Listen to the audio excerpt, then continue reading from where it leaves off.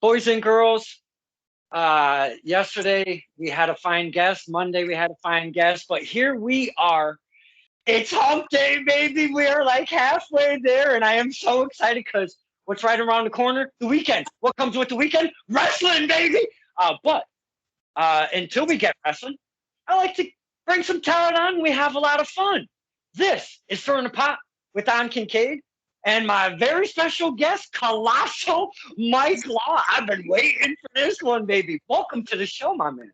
Thank you for having me, Don. It's been a long time coming, I bet. Dude, I'm working towards, I'm right around the corner from 300 episodes. I mean, I'm right around the corner. And I was looking through, like I'll be floating on the old book, and I'm like, who haven't I had on? And I mean, there's so many, and I see your stuff daily. I like it. I'll share it up or whatever, and Yeah. and I go, how come I have not had Mr. Mike Law on STP? I should have had him like within the first 2-3 episodes, for Christ's sake, So It's a damn shame, is what it is. it is my bad, my man. But here we are. I believe this is episode 295. Damn. I want to be at 300, but I guess someone else will have the honors. I'm sorry. I believe you're gonna, when episode 300 comes out and you kind of floating on the book and you see who it is, you're gonna see that this kid is a rising star. Has such a beaming, shining light on this kid, man. I love him to pieces, and I know he is like TV bound really soon, really soon. So I'm excited for 300. I'm not telling you who it is, by the way. No, listen. Secret's safe with me. You tell me after we're done here. Okay, I can do that. But this is not about 300. This is not about STP. This is about Colossal Mike Law. I've seen you over, I'm going to say, the course of maybe 3-4 years or so in that range. A couple different promotions here and there. But that's kind of when I travel out of my area. I'm from CT, but I've also seen you a couple times over at the old PAPW, if you will. Yeah. The most recent, and I'm going to start here because my heart, it sheds a couple tears because I did not get to see live and in person Mike Law go against one of, not to take anything away from Mike Law, one of my faves around here is Matthias, the champ over there at PAPW. And I did not get to see that. And I am so sorry. Listen, and if you didn't get to see it, from what I've been told, it's going to be on Fight TV soon. And I'll tell you, man, I've been having some excellent matches lately in the last, I've had excellent matches in the past that I'm very proud of, but I feel like a lot of these matches that hopefully people will get to see, people will get to see like the high level matches that I've been having with some of these guys that are just killing it, and have so much potential. Like, all things aside, Matthias is one hell of a wrestler, one hell of a competitor. He has a great look, great physique, and all I can ask for guys these days is to keep up. You know what I'm saying? Like, not to toot my own horn, but I'm gonna. I can go, man, and I'm proud of the fact that after all these years, I can still continue to go up there at a high level. And when they want a main event style caliber match, you bring me in, and that's what PAPW wanted, and that's what they got, I believe. And you said that very like perfectly from my fan standpoint, because seeing you over the course when you come into the PAPW or you go into some of the promotions that I see you on the cards of, right? I know there's positions on the card. You like to kind of have a hot opener, and you want to have a banger of a main event. You kind of bookshelf your front and end. But I will say, Mr. Mike Law, you are a main eventer. I don't see you throwing in the middle. I don't see you throwing in a battle royal. I don't see you throwing in a scramble. I see Mr. Mike Law. He's in the spotlight. He's in the main event. He's going against a champ if they have a champ. He's trying to get that strap if they have a strap. You know what I'm saying? And I appreciate that because that shows that level, that high caliber level of being an athlete, a performer, a wrestler, a superstar, however you want to perceive it nowadays. Appreciate that as a fan, sir. Appreciate that. No, and again, I mean, it took. I mean, listen, it took a long time. I started training in '98, and my first pro match wasn't until like 2001, and I had a lot of ups and downs. I mean, it could go forever as far as some of the trials and tribulations I've had, and when I came back to wrestling full time in 2015, I made it a point to really go out and I wanted to start from scratch. I didn't want to call in any favors. I didn't want to I wanted to start from the bottom up, and I felt like I've been doing that. You have to discount the few years that I was off, or I was doing more backstage stuff like booking and agenting, stuff like that. And then when I started coming back for an in-ring uh, position, from an in-ring mentality, from 2015 going forward, I haven't taken a break since. I've been going, and I felt like I was okay with starting over again, starting from the bottom, whether it was an opening match. I think promoters realize I'm talented enough that you wouldn't put me in just a battle royal rumble, just as what I mean. Like, I think I even back when I first started again in the Indies, 2015, I think people realized that. But I think I closely cementing myself as a top level guy. I just know that for me, I have to continue to push higher. There are, just to me, there are higher echelons of things that I want to accomplish in the wrestling business. And anytime I wrestle for any company, it's an honor and it's a privilege for me. That's the way I was brought up. It was never like handed to me. I had to take what I was given. You know what I mean? Or what I had to take more than anything. So yeah, main event spot for me is something that I pride myself on. And when a promoter brings me in for that, that's what I want to do. I want to deliver a main event style match. That's game on for Mr. Mike Law. And I want to, excuse me, I want to go. Now, you took a break, you said. I just kind of want to peel back a little bit. You said you kind of took a break and you came back 2015 full time. Why the hiatus? I think you kind of described it a little bit, but why a hiatus, and why, for whatever reason you did take that hiatus, why come back as an active wrestler? Great question. So from 2011 to 2015, I was helping run and book a company called FW Wrestling. They were based out of Manhattan, New York. We would do shows with. I mean, if you look at some of our cards, like fucking ridiculous. Like, like some of these cards are like some. I'll put it to you this way: the last card that we ever ran had, I believe, the Young Bucks in it, Christopher Daniels, Frankie Kazarian. The final FW match ever was John Morrison versus AJ Styles. So in a 2 out of 3 falls match, it was it was great time. I really wanted to. To me, I don't like the idea of doing both. You know what I mean? Can I do both? Can I be a backstage person and wrestle? Yeah, I prefer not to. Prefer to take myself out of that limelight and just focus on the idea. For me was helping a lot of the independent guys get more notoriety. And yeah, I think it started like that originally, and then eventually kind of went into another direction that I wasn't really happy with. Um, and so my whole idea was to help elevate other guys. You know what I mean? Like help push guys that I thought were ready but weren't given the platform yet, or weren't given the opportunities against the guys who already were, and then take it from there. Again, the company kind of switched directions at some points that I wasn't quite happy with. So from 2011 to 2015, when they were in business, I was working that side of things, and getting deals and getting buildings and getting sponsors and all that stuff. I mean, I was very heavy on that. I enjoyed it because it's a part of the business that I really like, and that's, creating revenue and stuff like that.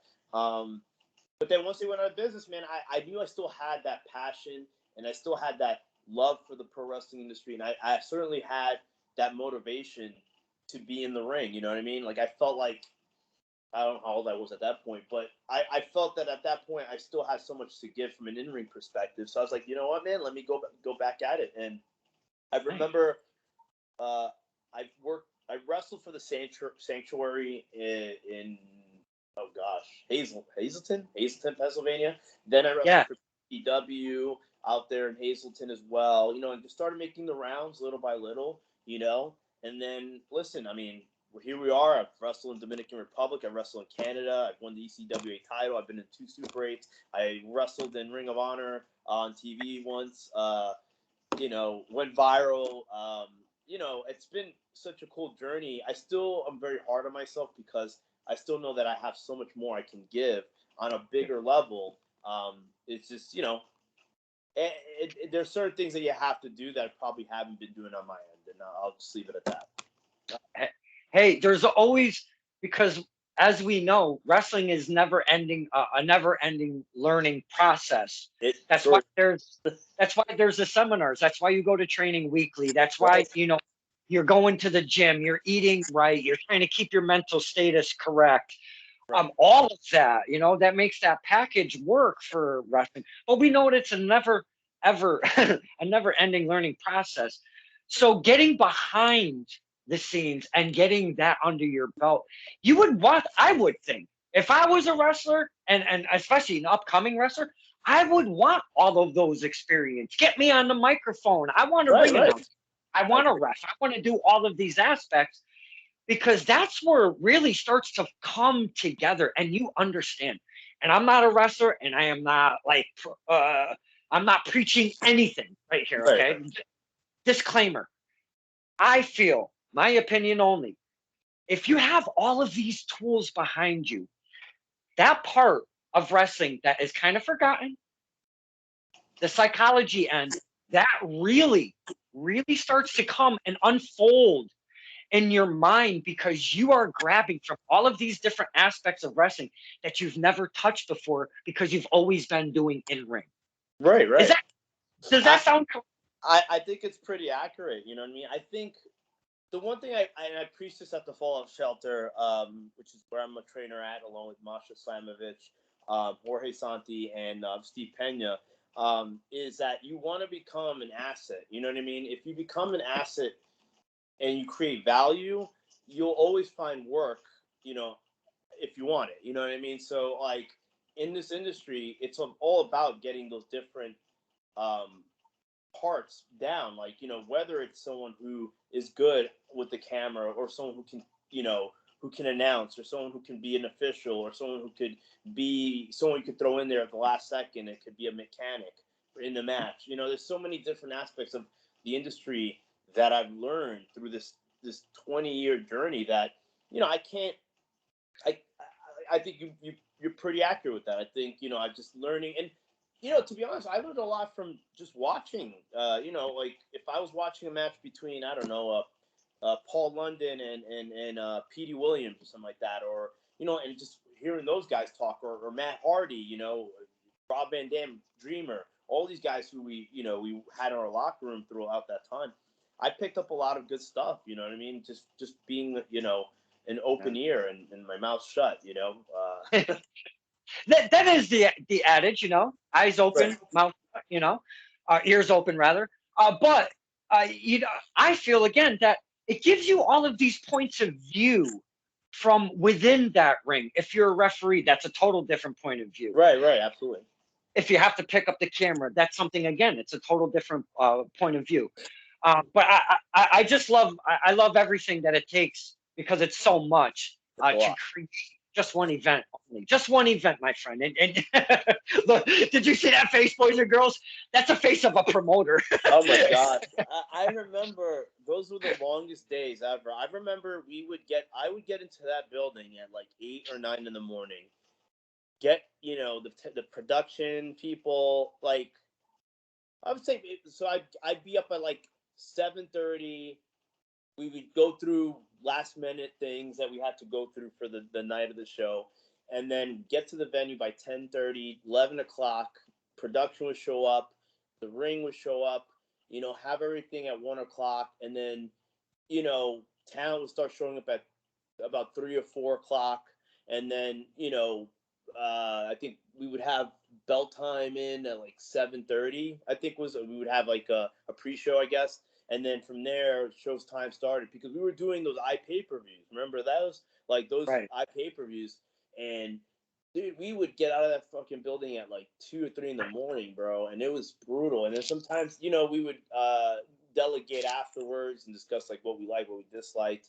And then, I mean, it was a 2-day affair with those things, But I was a perfectionist with that, you know what I mean? And I like Jordan Schneider, who was the owner. Uh, we always had to have debates. I had different ways of mentality of doing things, and I figured I've been a guy who've been around a lot of people in the business before being a booker or promoter or any of that stuff. And I just felt like I knew in my head like, hey, this would make sense for the business aspect of things, but he also knew what he wanted. So there's always going to be that conflict. And I know the other guys in the booking committee and all that jazz that they had their own point of views, which is cool.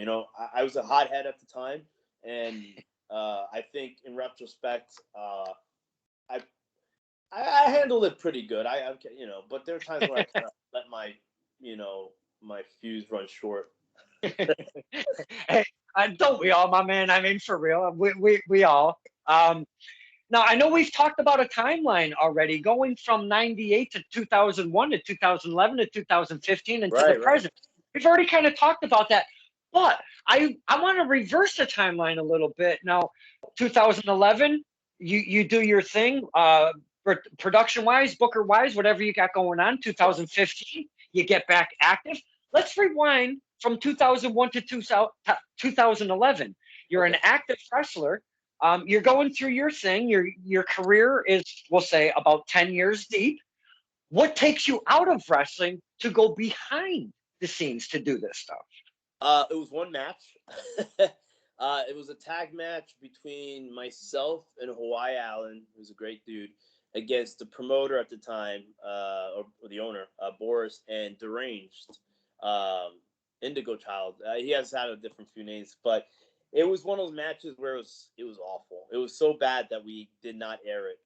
It's not on any DVD. I think it's just completely erased. It was that maybe it wasn't as bad as I thought it was and as we thought it was, but it's been removed from our catalog, and you never see it unless somebody bootlegged it.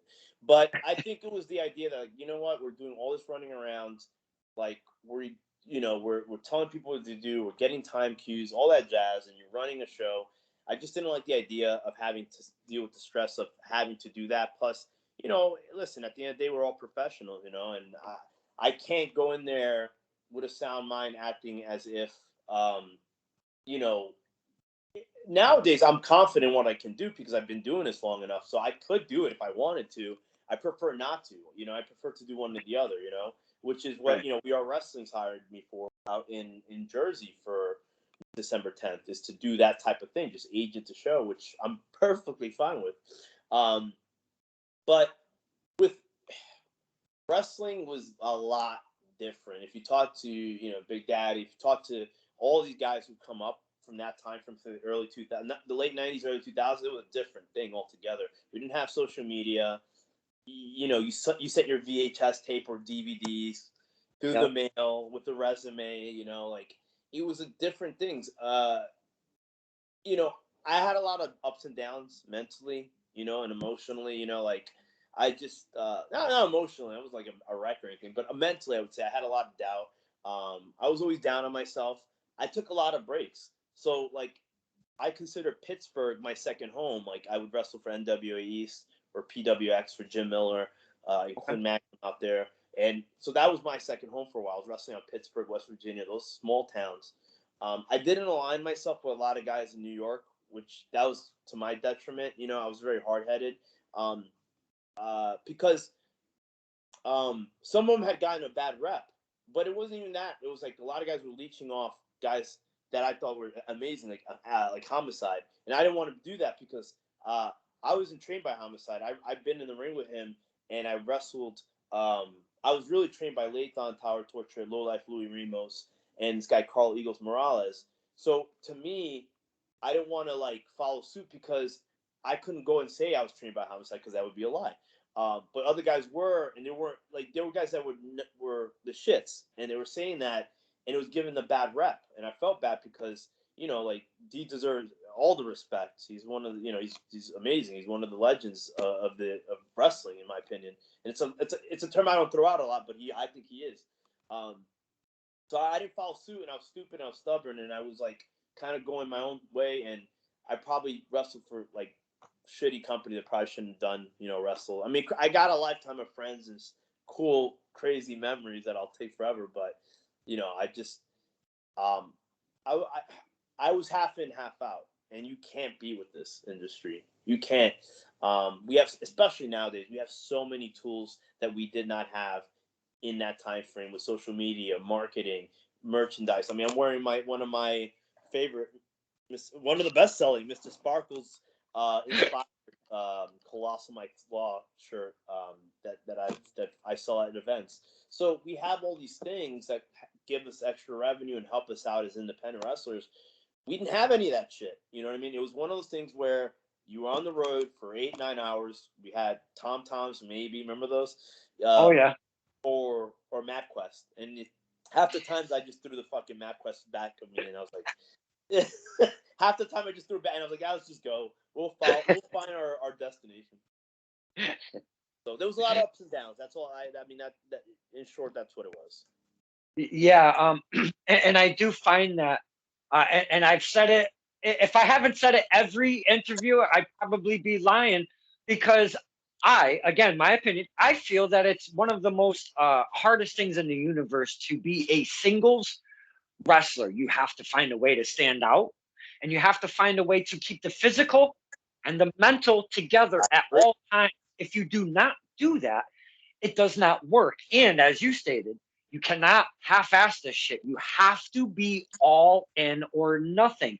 May it be your gift, may it be the travel, may it be whatever you've got going on, the training, the training. You have to be all in or nothing. And that's a topic that I wanted to talk to you about that you've already said. And I applaud you. Oh my goodness, my man. I do applaud you, because you were like, I'm not doing both. I'm either going to be an active wrestler or I'm going to be behind the scenes, because your focus has to be so much upon either or. You cannot combine both. Again, my opinion, and I think be successful. If you can, hats off to you. But I feel it's so much to take on and deal with all of the other talent you have to, maybe running a company or doing the media or the marketing and the sponsorship and all of that stuff, while you're still trying to keep your career rolling and doing the drives. I appreciate that you've separated and picked one. I think that's an absolute perfect way to go about it. I thank you, Don. I appreciate that. I wish some of the guys that I had tried to help was considerate and thankful, but it is what it is. You can't please them all. We always know that. You can't please them all. But again, I look at it from a very different perspective. Others may not. But I try to look at it in a very open mind, because it's so hard, and you take so many sacrifices, and I speak about this as well. The parties, the family functions, even if you have a child and they have a choir, a chorus show going on. Yeah. The shit you guys and girls miss, because you want to be able to get to this platform where you can provide for your family. But in the meantime, you got to make a lot of sacrifices. Yes, absolutely. It is, Don. And I think, listen, I'll have to contribute this to my brother, Ref Steven Dumaine, who's one of the best referees. I always say that. A lot of people don't know we're brothers. Law, Dumaine, two different names, right? Anyhow, he was very big on me getting merchandise, because he said, I don't understand why you don't get merchandise. People would buy it. And I was like, again, it's a lot of doubt you have in yourself. And I think the difference between me, like, the only thing I had that I don't have now is youth. I didn't have, I wasn't 18, I was 19, but I have so much more confidence, so much more experience, so much more of an idea of how this business works. And it was all through trial and tribulations. It really was just trial and error, I should say, because there was so much of it. There was so many mess ups on my part, you know what I mean? And I'm not sitting here and telling you, hey, I made $1 million, but I'm also sitting here and telling you that you can make money in the industry. You just have to be smart about it. And I also believe that my biggest thing was, I wish I had listened to the right people. You know what I mean? I was very stubborn, stuck in my ways with a lot of things when it came to coming up in the business, and it bit me in the ass because um, I was the type of person, I don't like to ask for favors. I don't like to ask because one, I never want to seem like I was a bother to anybody, and two, I never well, three, two, I never want to feel like I owed anybody anything. You know what I'm saying? Like if you did me a favor, Don, I feel like, why? Even if you, like, I've done people favors, I've asked for nothing in return, not even acknowledged. I don't care. I just do it because I believe the person's talented and they deserve an opportunity. And I never saw that. I said to myself, okay, like what do they want? Why would they want to help me out? Like what's in it for them? So that's the paranoia that I had younger. Also, a lot of veterans back in those times, and again, you could ask a lot of guys who've been around. It was different. They probably weren't going to steer you in the right direction. you know, there was a lot of, I'll say ribbing at this point. Maybe it wasn't necessarily ribbing, but there was a lot of times with stuff like that where you'd be like, oh, can you watch my match? Like you never really asked anybody to watch your match. I didn't. It wasn't because I didn't want to. It's because I didn't know what, like, if they were gonna just either say bullshit me, say yeah, oh, awesome match, and then never really watched it, or they would rip me apart even though I did well. It wasn't gonna be like it wasn't gonna be a fair assessment. It was gonna be like, yo, you suck, like don't fucking do this anymore. Like stuff like that. Right. It was a lot of sabotaging going on, which is ironic since my first wrestling name in pro wrestling was Sabotage. Go figure. Oh, because we like to pull that kind of stuff out because, I mean, let's be honest, sometimes you just don't know where to go, what direction to take when you're very first starting out. You Yeah. don't know what to wear. You don't know what to say. You don't know how to act with the fans. I know you want to be a good guy or a bad guy, and you have some kind of perception of what it really is.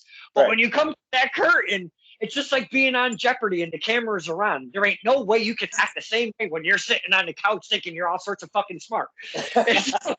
So when you walk out through the curtain, you might almost be stage fright to just a degree, and it might not come out the way you perceived it. Yeah. So it's trying to get it all together. But my point, it's the reps. yeah, absolutely. But my point being is Sabotage is your first gimmick name because we like to talk about that because I mean, I always like to reference Kane when he was Christmas Creature years and years ago. I think that just tickles me. I don't know why it does, but Sabotage was your first name. What was the look? What did you perceive? Was there a backstory? What's going on? No, it was simple as this. My mom and I, God rest his soul, were talking one day. I guess we were listening to the radio, and Sonny Bono, who was a congressman at the time, died in a accident. He was a skiing accident. He hit a tree and he died. And then previously, the week before that, another celebrity had died. And I was like telling my mom, I go, man, that's so weird that this is happening. These people are just going down like quickly. Just really random deaths that are famous people. Nowadays it's like every day you hear somebody. Unfortunately, it's just at the time in '98 it wasn't like that. You only heard stuff like that through the news or the radio. So so I was like, yeah, she's like, yeah, it's really weird. And I was like, oh, it sounds like Sabotage. And I was like, oh, that sounds like a cool name because, it was one letter. People weren't using their real names. They were used at the time in 1998. They weren't using it. It was like, oh, Sabotage. It's one word. It's easy to remember. It's not a lot of letters, so people can't misspell it, although I was very wrong about that.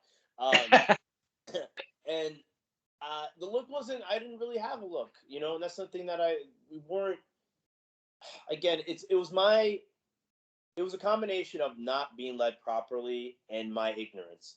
So Okay. if I were to go back, I would have been lifting weights way sooner, way younger.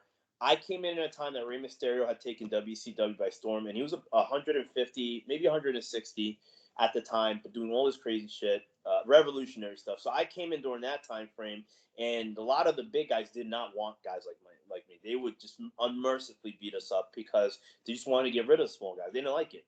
But I always knew that I was tough in the sense that I wasn't going to back down, and I wasn't going to stop training. I didn't want anyone. I was never going to let anyone intimidate me into not training anymore, not being a wrestler. I had made up my mind that I was going to do it. So I was like, oh, like Rey Mysterio, he, you don't need to lift weights, even though he probably lifted weights at the time too. Just it was a different ball game. But I would have done more of that.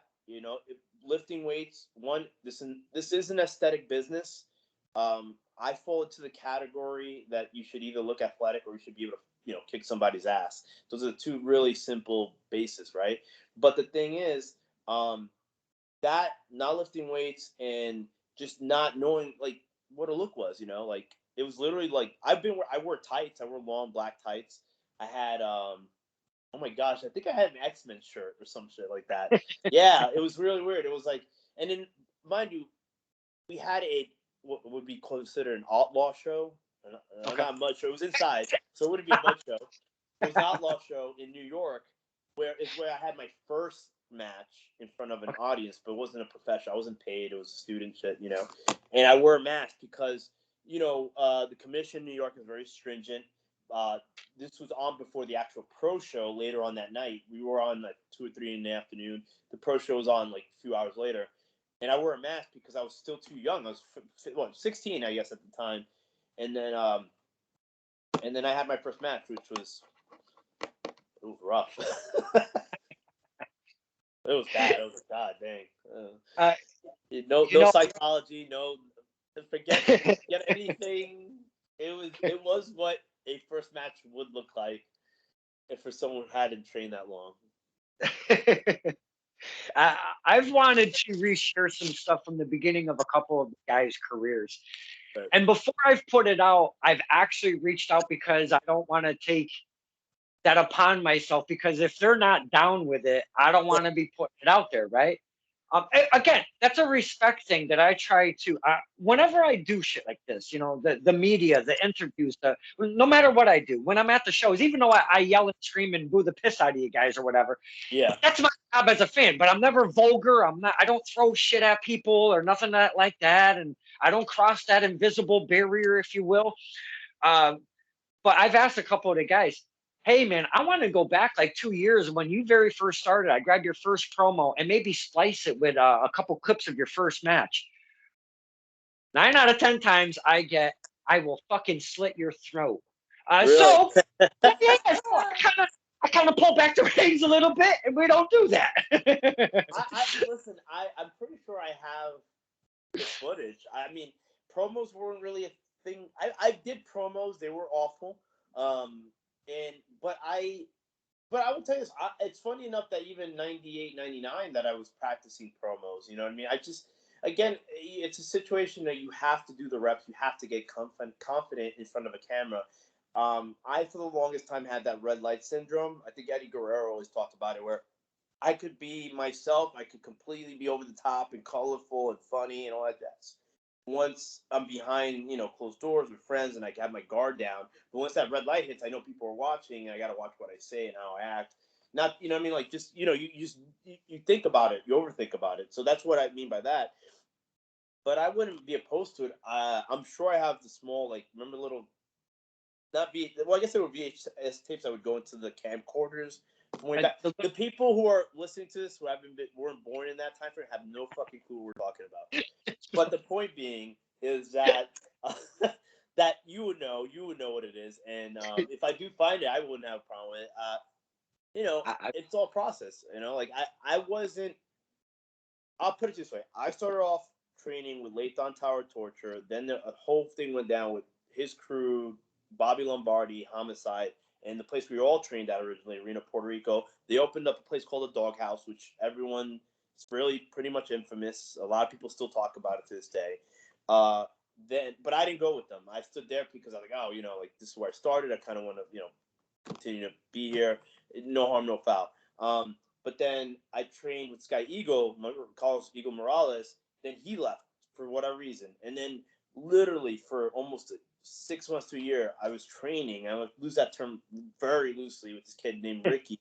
I forget his gimmick name, but it wasn't. He was literally just beating the fuck out of me. He would powerbomb me. He would just anything. It was just endless amount of just getting beat up, and I didn't know any better. So still very green. So I was like, okay, am I learning here? I'm like, I not even to defend myself. Like I just didn't know any better. You know what I mean? So it wasn't like I was training in a grade A like a school or training facility. I later, went to the doghouse and got a better education there, and then pretty much everything else was on the fly. But uh, you know, when it comes to that sort of thing, like so many people these days are so fortunate, man. The schools today, there's so many great. There are unfortunately some terrible training facilities and schools, but there are for that. There's so many more that are on the higher end, in my opinion. You know what I mean? So people Absolutely. are a lot better off today than they were 20 years ago, whatever it is. There are so many. The good outweighs the bad when it comes to the training facilities nowadays. I will definitely agree with you there. Boys and girls, if you are looking, don't be afraid to reach out. But do your homework though. Look around because there's going to be more than one around you. I am sure I because agree. I mean, let's be honest. Wrestling is probably more flourishing now than ever in the history of wrestling. I mean, it's so like it's out there. There's so many companies that start up. I mean, I know that there are some companies that go to the wayside as well. There is a there is I've seen plenty. there is a fluctuation and a balance does come out, but as a fan, there's too much wrestling to take in all at once. Even in Yeah, a month, cannot watch all the wrestling there's a that is lot. actually out there to be able to watch all of these shows, the weekly programs, the monthly programs, your own live events, maybe some talents that you really want to see that's going to be on this event that you want to check on IWTV. You're going to go check that out. Maybe you want to go check out Mike Law versus Matthias on Fight TV. There's just so much wrestling to take in as a fan, and never mind as a wrestler wanting to check out what's out there and who's out there and try to keep an eye on the pulse, if you will. um Now we've talked about your first look being sabotaged. I want to talk about your present look because my man, there ain't nobody out there, and I don't care who the fuck says anything different. My guy, Mike Law, Colossal, Mike Law, comes out with 1,000-pound weight, like It's a all 2000. set up. It's a 2000 correction. She likes It, to it, for her by it, her weight. does the bar weigh anything in between? So it's 1,000. So probably the bar itself is probably another like 80 on there. So, but we Okay. just rounded out. We All figured right. 2,000 pounds is heavy enough. And I didn't mean to speak with only 1,000 because there are two 1,000 plates on that big There bad. you go. Yeah, so my fault. We all know I'm not that bright. Now, whenever I seen you the first time with this, you look beautiful. By the way, you come out very professional. Again, we were talking not half-assing this shit. Yeah. You come out, your Thanks. gear fire all the time. It's very well done. You look good in it. You're beautiful. You're very picturesque. You have that 2,000-pound bar, 2,080-pound setup with you over there, Yeah. and you really look cool. You look like you're having fun. Could you talk about what you have going on with the Colossal Mike Law, the look, and the 2,080-pound weight you carry around? Barbell. Yeah. Effortless. Effortlessly. I'm the only one. So you know what, man? It goes back down to marketing and branding yourself. That's one of the things that again we didn't have coming up. Like people chose names that really didn't fit them. In retrospect, that name did not fit me. So the the the idea of Colossal, right, is it's really who I believe I am versus what I really am, right? And I've always had a Napoleon complex. I remember the Jordan, the owner of FWE, said that somebody in the locker room one time said to him, he goes, "Yeah, that guy Mike, he has a big Napoleon complex." And maybe I do, and I probably do. I remember in grade school, I would constantly get into fist fights with kids that were bigger than me on purpose because I wanted to fight the bigger kids. So it stems the idea behind that persona is really me, and I always tell people the best version of what your gimmick or your persona is you, but to the 1,000th degree. And so I believe I am this guy. I feel the presence. I feel like I'm this giant amongst small individuals or so of stature. So and I've always carried myself that way. and some people don't like it, I guess, I mean, some people thought like I was like living the gimmick, but it's not. I'm proud of myself, and I've been a person who's been, downtrodden and spoken down to, and for years, when I was growing up and I was made fun of and shit. So um, the fact that I've been able to, and anyone who's ever been in that situation, been able to overcome, yeah, I do put my chest out, and it's because I am prideful of what I've accomplished and who I am. But Colossal. So we were coming up with, the problem we had was I had these little monikers like Big Time This and all, like there was nothing really to grasp the idea of who I was, so people could put that brand along with that name. So that moniker along with the name Mike Law. I hate the name Mike Law. I hate using my real name, but it was something I needed for FWE purposes, for other things. So I started using it in wrestling in the ring, and then like we were like, well, what's a word that we can use that can describe accurately describe who I am and what I believe I am to be, and that is, I was like, oh, Colossal. So we started using that, and that worked, and then it's a cool moniker, and I know a couple of different people have tried to use it, and come on now, we all listen. We live in the day and age of YouTube, Twitter, Instagram, Facebook. Everyone knows that I've been using that moniker. It's all cool. Like, I don't take it. I take it almost as like, okay, well, someone sees it. The day somebody comes out with a fucking barbell, though, I don't know. I'm gonna have to contact my attorney. But Now, I was gonna say then we have now. a problem. Yeah. But the barbell, again, I'll give it to my brother Steve.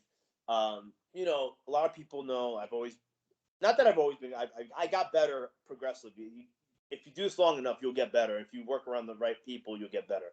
But he's like, you're just kind of, you have good gear and, you're in shape and all that, but you're kind of generic. Like, you come out and you're like, all things aside, you need something to get people's attention. And so I used to come out with a big protein jug way back when. This was before I used to call myself the masculine Marvel Sabotage, because I was with this guy, Joe Delicious, God rest his soul, and Jason Static. I know you might know Jason Static.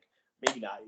He wrestled in Connecticut a few times years ago. Okay. But Jason, they were jacked, motherfucker. They were huge. And I was a small, scrawny guy with them.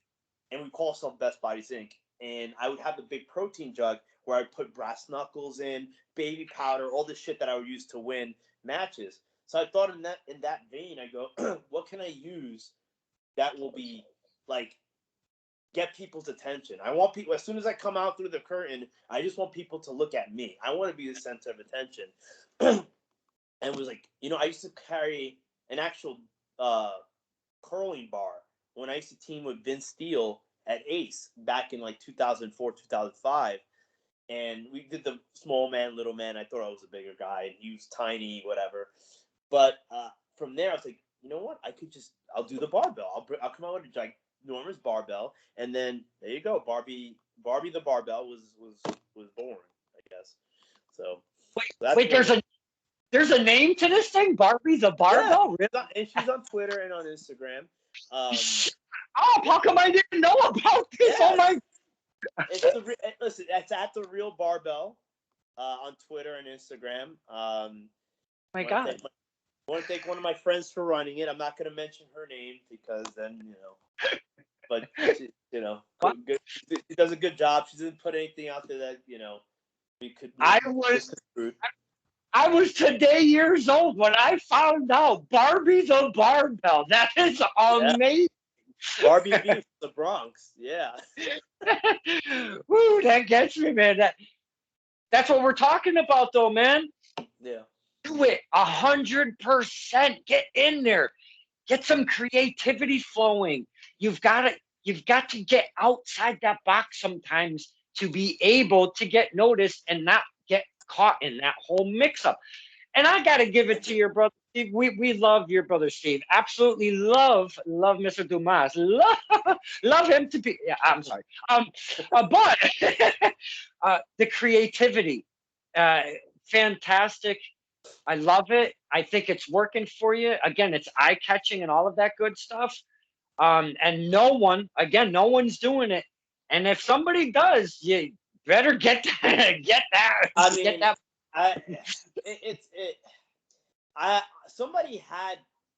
I didn't watch the footage because one I'm just busy. You know what I'm saying? Like I have multiple things that I do aside from wrestling, so it's like I can't be bothered with stuff that really isn't pertinent, right? But someone told me that they were at a show and somebody came out with some sort of version of it, and I was like, nice try. You know what I mean? And um, I don't know if don't care if they still. I mean, I do care because it's like, come on, dude.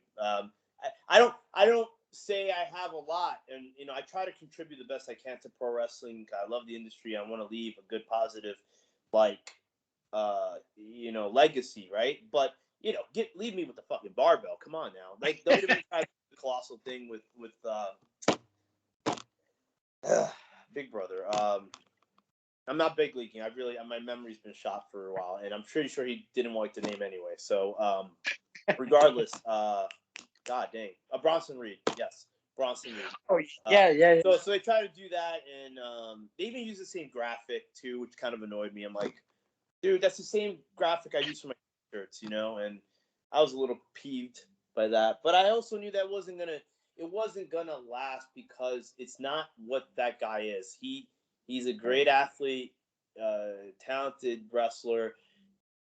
Again, the most successful gimmicks or personas or whatever you want to call them are those who like a Steve Austin, like people like that who are organically that person, but to the thousandth degree. You could still be over the top and outlandish, but people want to buy into the idea that this person isn't like anyone else. You know what I mean? Like I don't want to be construed as like a guy you could just see at a regular. You see me with a barbell, and I've walked the streets of Brooklyn. I did a beer festival for NYWC like 2 weeks ago, and I'm walking the streets of Brooklyn with this giant ass barbell. What a pain in the ass! And it was tiring. You carry this thing like it's tiring, man.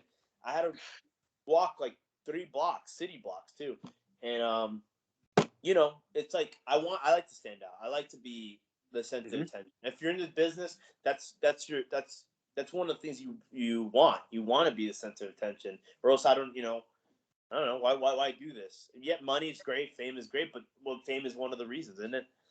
And how do you get to that point of being on a different platform when you're Mike Law? You know what you do? You walk down New York with a fucking barbell. And I want to say, I remember the pictures, and as a fan, I love seeing the talent doing something out of the norm, Yes. not in the ring, if you will. When you're on the streets and you're seeing the background behind you of New York City, and Mike Law is there with that, dude, excellent.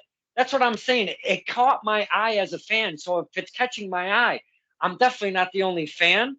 I'm definitely not, the only person, obviously, but your peers are seeing this, promoters are seeing this. I mean, so I applaud you again for just doing something with your media, with your look, doing something out of the norm. And again, I applaud you, my man. Good stuff. And I love seeing that from the talent.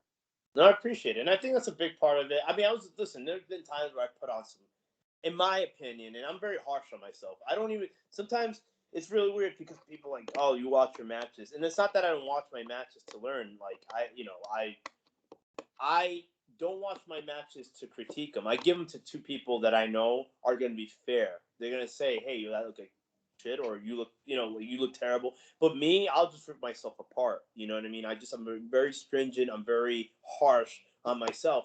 But I will say there were promos and some vignettes that I put out that I was like, man, how the fuck did this not get like thousands of views? You know what I mean? Like, this is goddamn Brooklyn Bridge. This is in New York City, like it's weird, and then you see people at shows, fans and other wrestlers, and and people backstage say, hey, I love that stuff, man, good shit, keep it up. And it's like, okay, like where is all this? You know what I mean? Like people are watching. It's just sometimes the numbers don't add up, and it's kind of like, um, it, for a lot of people, it could be like down. It could be more of a deterrent, right? It could be like, oh shit, how come people are not watching this stuff?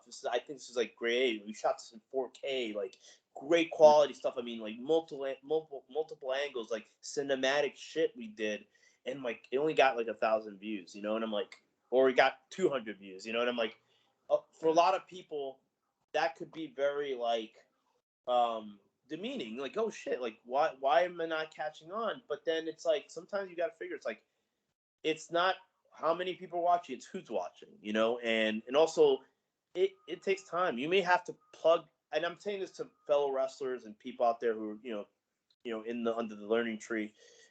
Sometimes you just got to plug away. Sometimes you got to keep putting out the same content. It literally could be the same thing that I shot a year ago. I'm putting it out, and maybe it'll catch fire. You know, it just you got to continue to put out content. Is all I tell people, and it can't be just wrestling related. It has to be.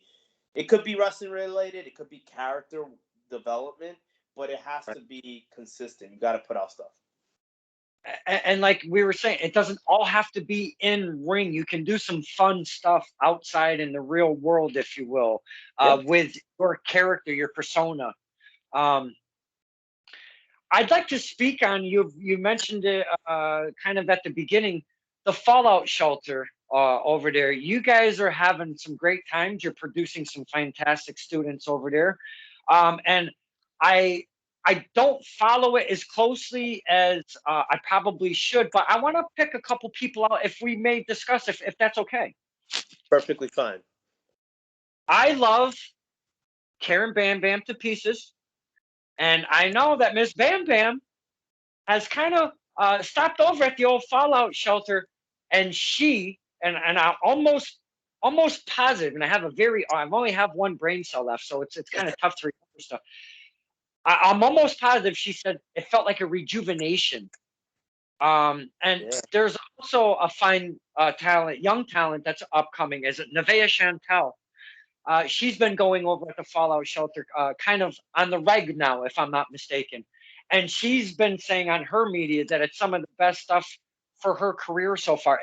Not putting it in so many words. I'm Yeah, just yeah. So my point being is, I'm feeling just as a fan, looking at the talent, putting this kind of stuff on their media. The Fallout shelter has to be something kind of special over there, my friend. Absolutely, Don. It's rejuvenated. I've always loved the business, and I'll always be around the business in some aspect. You know what I mean? Like I have such a admiration, love for what we do. You know what I mean, and a passion. And so this is just another step of something that that I felt it was the right time. I had been contacted before by other companies to be a trainer, and I just never felt it was the right time. This felt like the right time, and I'm so happy that it works. Karen has just been going in there, and she's pushing herself. And the thing is, we don't expect anything less. We're in there training with them. We're in there in the trenches. We're in there doing the drills with them. We're in there taking the bumps with them. And I'm not saying like it. Not every trainer is going to be able to do it, because you also have to realize we're still a bit younger and we still have some bumps in our bump card left. I'm not saying that at 60 I'll still be able to do that stuff. I hope to be, but at the same time, there's different schools, and I think to me it's all good. You know what I mean? Like, not every trainer has to step in there, and I think most people prefer it to be that way. But if they can't, and there's reasons for it, I completely understand. But Karen's been pushing herself, and I love the passion. I love the fact that she's going in there, that she's pushing herself to limits that she probably didn't even know she could. A lot of admiration for her. There's things that she knows she needs to improve on. There's things that she knows she needs to work on, but that's the biggest part of it. You know what I mean? Like, we all have to improve. I learn from these people the same way they learn from me. And so I'm happy that she's with us. Nevaeh Chantal, the same thing. There was a lot lacking there. I think she could be the first one to tell you that, but I love the fact that she's had that rejuvenation, and the fact that the atmosphere we create, man, like, is the atmosphere that I've always liked. I would come into some of these schools in the late '90s and the early 2000s. I would train in New England. I would train in different areas in West Virginia. And I'd go into school, and it was so like, what the fuck are you doing here? You know what I mean? Like, never welcoming, never like, it was always so like all the eyes. Like, just imagine, Don, you're coming through a room, and everyone like turns over and just gives you that look. Like, the fuck are you? And I never really subscribed to that, man. I truly believe pro wrestling is is for everybody. I don't believe everyone can be in the pro wrestling industry. That's a huge difference. Right. I think there's a lot of mental, a lot of physical, a lot of emotional strength that you need to do this, and not everyone's cut out for it. And I'm being very honest, very blunt. A lot of people who'll be there today may not be there a year from now. It happens, and we want people to progress. We want people to be at the fall shelter, learn from us, but then go somewhere else and learn from them. Like as you gain experience, you only get better as you start to learn different styles, different methods of doing this thing, and then you make it your own, and that's how you kind of become, your own original version of yourself. But Nevaeh, I see so much heart from her. She's busting her ass, coming in there. She's doing the drills. We don't give you a choice. I mean, not that like if you're dying, we're not gonna drag you back in the ring and put your lifeless body in the ring. Hey, drop some elbows on this person. No, But you want to challenge them. You want to challenge them. Yeah, we also want we want to challenge them to the point of like that take them to their best limit. We want everyone to have a feeling of satisfaction that they accomplished something that they had not accomplished previously. I remember Big Cuzzo, Bronx guy. He's what 6'4" maybe. He's got to be at least like at least 240 doing full handstands. Like he had never done it before. He's like, that's the first time I ever did a handstand, like straight up, and he did it for 30 seconds, and we try to get him to do it for a minute, but stuff like that. It's just we want to be able to accomplish that, train them, have a fun, strict learning facility, but we want everyone to feel like hey, you're part of this thing. You know what I mean? I don't like to everyone has their method of doing things. That's what I like about our training is like you have Masha who has more of the Japanese style. She trained out there and she worked out there for years. So incredibly talented. Steve Pena has more of the that Walter and Timothy Thatcher background. He trained with them in Germany, so he has that. Jorge Santi, Johnny Rod's guy. Just so much his positioning, so much of what he does is so prevalent to what we is needed today. Just the fundamentals.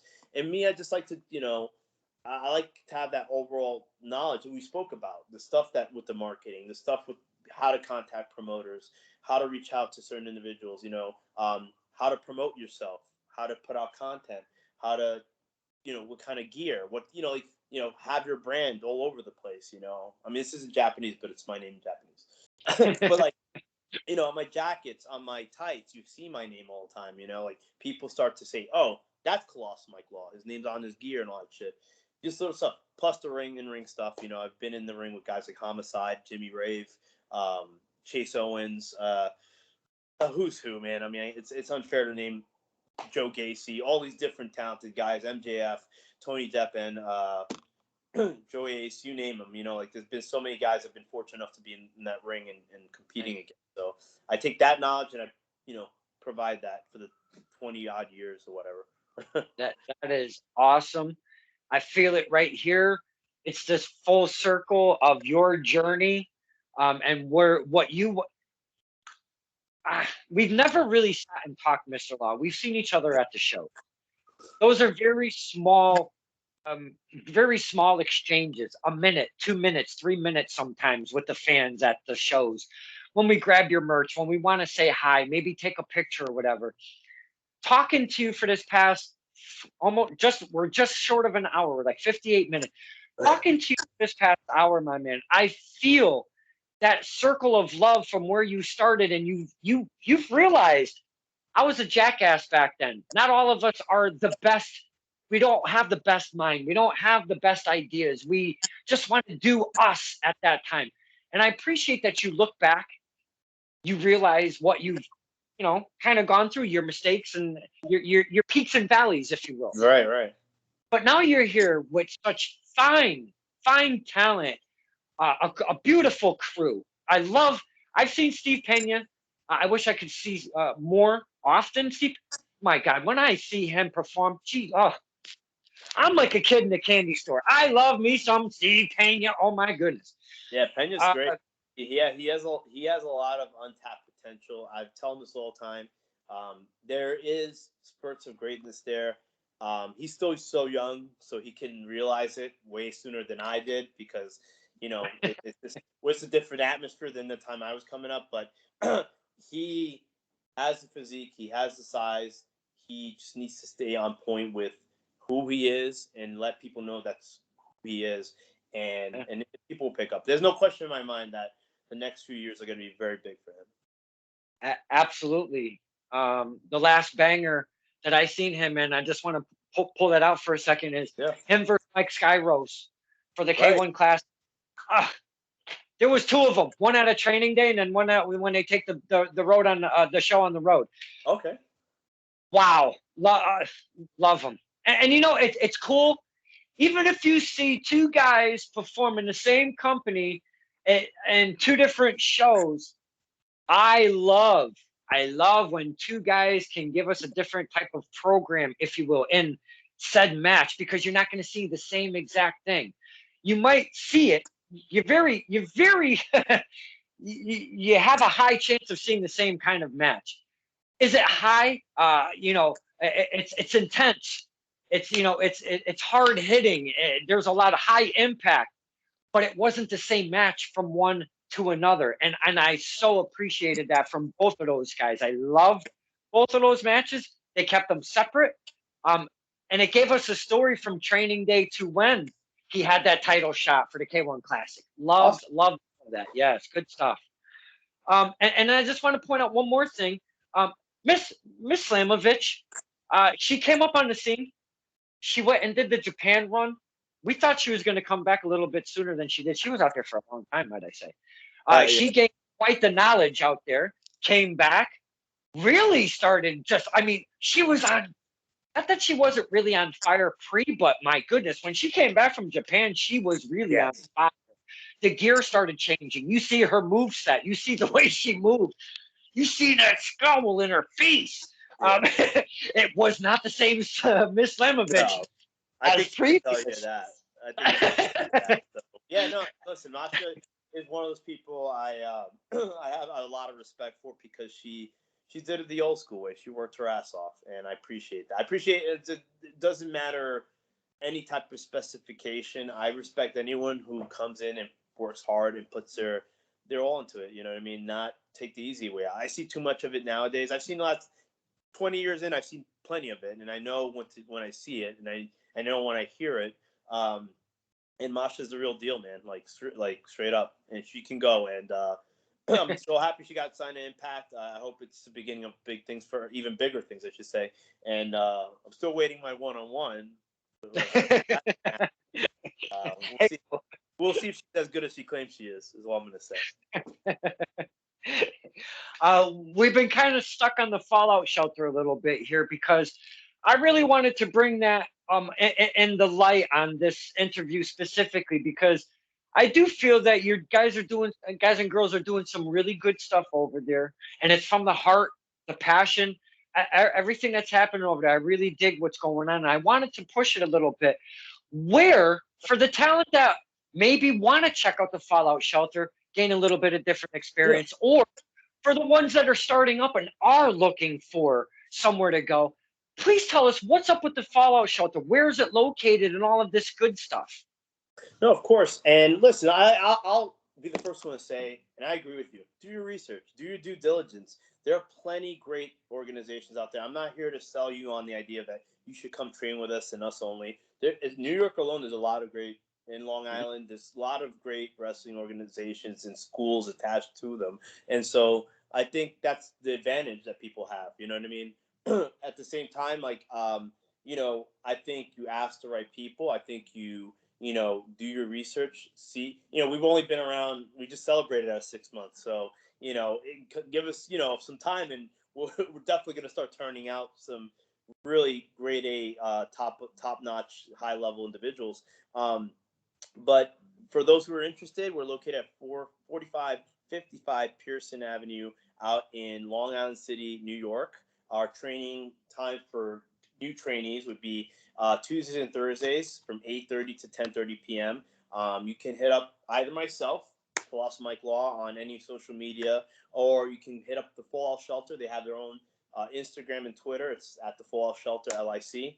Um, you can head up Joe Kim Morales, who's the owner also of Battle Club Pro, or Elliot Martinez, who owns Federated. So there's a couple of different channels. Ask away. I've had plenty of people ask me questions that either joined or haven't joined, and it doesn't bother me. I am glad to help somebody on their path if this is what they really want to do.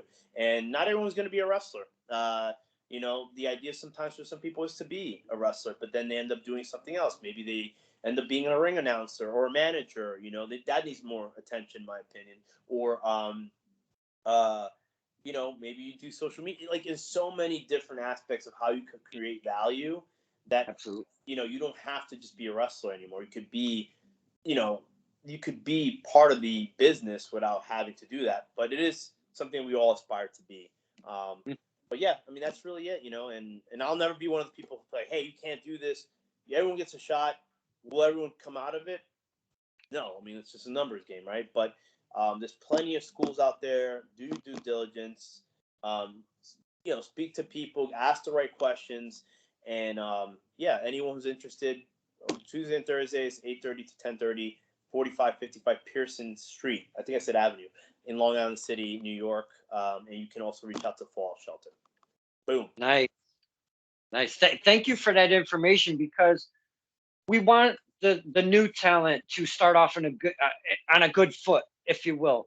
And like you said, I'm not saying we're the only good place around, and you got to come to us if you want to be a good wrestler. That's definitely not what it's about. Like you were saying, go to the umbrella of learning and check out other places. But hey, we're talking Fallout Shelter. Boy, that's not a bad place to get in there and check out the Fallout Shelter. We've had Santana come in the last few weeks from AEW, and he's been a wealth of knowledge and such an inspiring guy. You know what I mean? And he's very honest and very blunt with his opinion as well. So it's good to have someone like that as well. I mean, someone who's wrestled all over the world and extremely talented in his own right. So like it just boils down to the fact that there are plenty of great schools out there, training facilities, now more than it's ever been. And our days, and also if you want to just come down to watch one of the classes, that you can do. You can stop by and just watch and see if it's something that you want to do. If it is, then we take the next steps. If not, that's fine as well. Wow, that's awesome. I wish it was a little bit closer. I'd be going there all the time. You would get sick of this face, believe me. Mr. Law, you have been an absolute gem. I cannot thank you enough for spending the time to talk to the fans. You've given us so much information about your career, the behind the scenes stuff, the Fallout Shelter I wanted to make sure we spoke of, and I cannot thank you enough for spending time with us, my friend. Don, it's been a pleasure, man. Funny enough, my battery is running out on this thing, so this is like perfect timing. I don't know if you have like telepathy. But thank you again for having me, man. Always a pleasure. I look forward to seeing you soon, hopefully. And if I don't, happy holidays to you and the family. Happy holidays to all the fans who are going to watch this and hopefully tweet at me mean things, which I enjoy. On that, real quick before I go and before I lose battery here, we are wrestling Richfield Park December 10th. I will be a packed card. Dan Moff versus O'Shea Edwards is the main event.